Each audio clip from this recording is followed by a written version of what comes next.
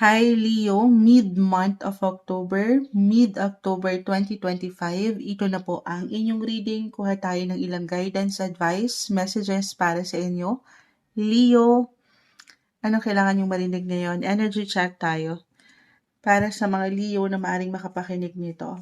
Mid-October, mid-month of October 2025, Leo guidance para sa mga taong ito. Message po. Leo, patawarin po sa boses ni Moonchild. Inuubo pa rin tayo. Guidance para sa mga Leo ngayon. Mid-month of October. Page of Pentacles, unang bagsak. Manifestation card, guys. Pinakamaliit na deck natin ito. Manifest. Ano yung nakikita nyo, na-vision nyo, panghawakan nyo na, tanggapin nyo na, i-claim na natin. Okay? Leo, na kailangan nyo pang marinig. Guidance. 8 of Wands. So, paisa-isa, travel opportunity. Why not? Meron po bang pagbiyahe?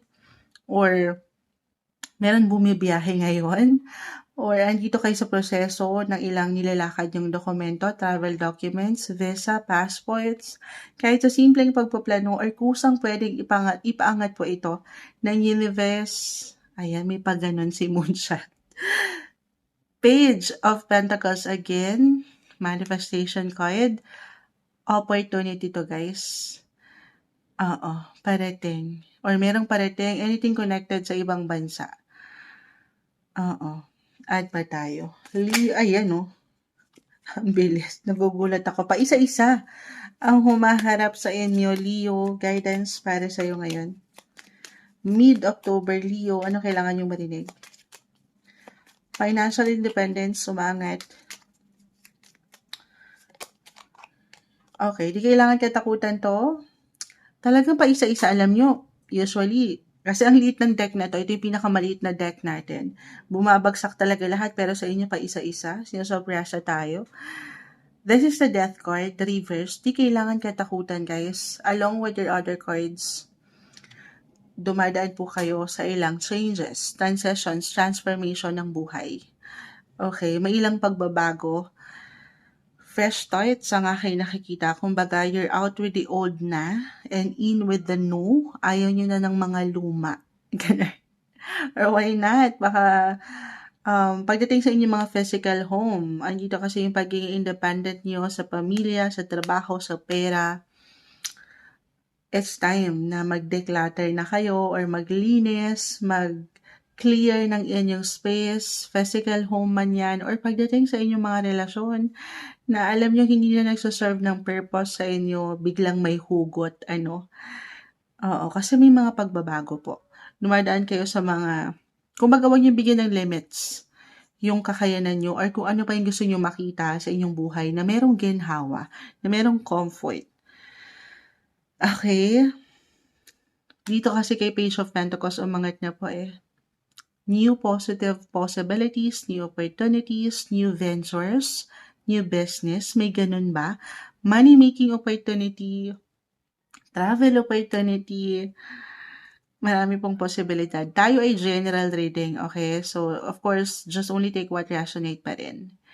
Or meron kayong higit na paglalaanan ngayong mid-October, Leo, pagdating sa pamilya, kaperahan, one of your family member, especially kung kayo mga breadwinners, providers, or single parent. Dito po yun. Umaangat yung sense of responsibility talaga eh. Na kailangan meron kayo maibigay. Umaangat yung pagiging mature. Dalawa lang ito. It's either someone young or someone older sa family. Maring bigyan nyo siya ng higit na attention des mid-October. Okay?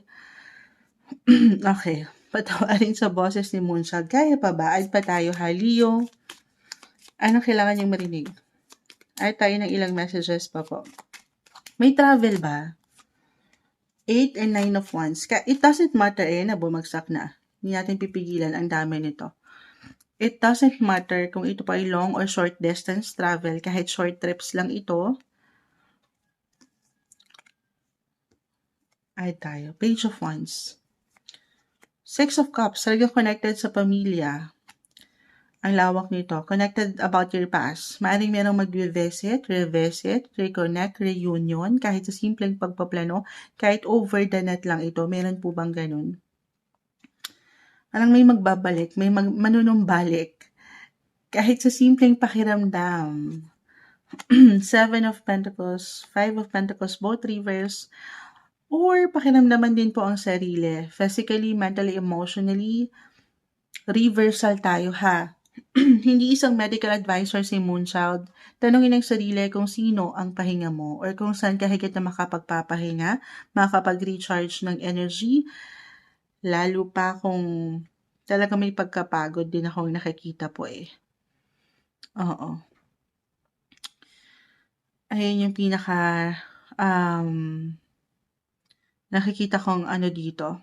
Huwag kayong papangunahan ng anumang bugso ng damdamin ha, na hindi okay. Ayan, note to self to kay Moonchild. I have my rising sign in Leo.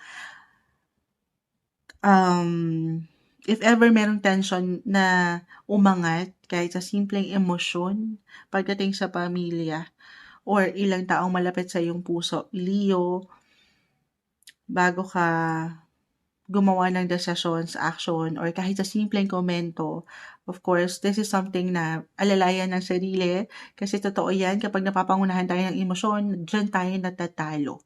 Okay? So, pag-iisipan mo muna ang bawat aksyon, pwede niyong mapaangat na boses.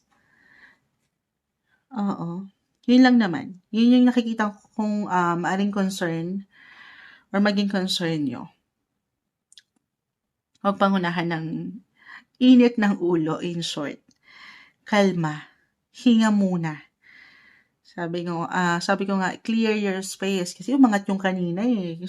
Tayo po ay live na live ha. Babalikan ko yung ilang person of interest natin dito kay TikTok. Pero, maging klaro kayo sa sitwasyon o itinatakbo ng sitwasyon this mid-month of October. Biglang may pasok na ganun, you know. Huwag kayong magmamadali, huwag kayong mainip. Trust the process. Don't rush. May ganun akong energy. Kita mo, nakahiga nga siya. Along with your other cards kasi parang may pagkamainip akong nakikita. Okay. Ito yung umaangat. Yung power of voice niya rin kasi, dalawa lang yan. Is either kapag minsan napapangunahan ng boses, baka masobrahan or makulangan. So, balance is the key. Kahit over the net to guys ha, yung mga pinagpo-post natin sa social media, take it easy, pag-iisipan mabuti, think before you click or post anything over the net. Okay. Naipasok ko lang yan. Kasi parang magiging reckless ang ilan eh. So, take it easy. Take it easy. Huwag madaliin ang process. Kalma. Hinga. Okay? At pahinga rin pag may time po. If ever mag-apply o mag-resonate for some of you yung tension na aking nakikita. Ito yung guidance advice messages mid-month of October 2025 para sa inyo, Leo.